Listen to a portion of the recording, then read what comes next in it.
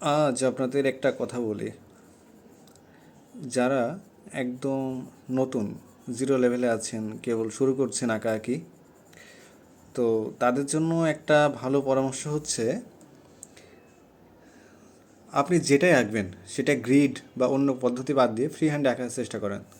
একটু খেয়াল করে দেখেন, এই যে পিছনে আমার ল্যাপটপে একটা রেফারেন্স আছে ওখানে, তো ওখান থেকে দেখে আমি কিভাবে আসলে আঁকি একটু খেয়াল করে দেখেন। এখানে এক্সপ্রেশনটা দেখতে পারেন আপনারা, দুইটার এক্সপ্রেশন, ওইটা কেমন লাগছে এটা কেমন লাগছে, দুইটাই একটু খেয়াল করলে দেখতে পারবেন দুইটাই কিন্তু একইভাবে একই এক্সপ্রেশন নিয়ে তাকিয়ে আছে, তাই না?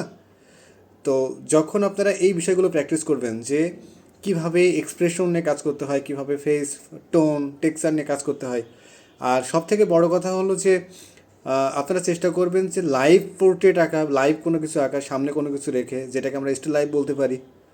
তো এইভাবে প্র্যাকটিস করতে থাকেন, কোনো সাবজেক্ট সামনে থেকে দেখে সেটা হুবহু আঁকার চেষ্টা করেন। দেখবেন যে আস্তে আস্তে এক সময় না এক সময় সেটা ভালো হবেই। তো সবার জন্য শুভকামনা রইল। ধন্যবাদ।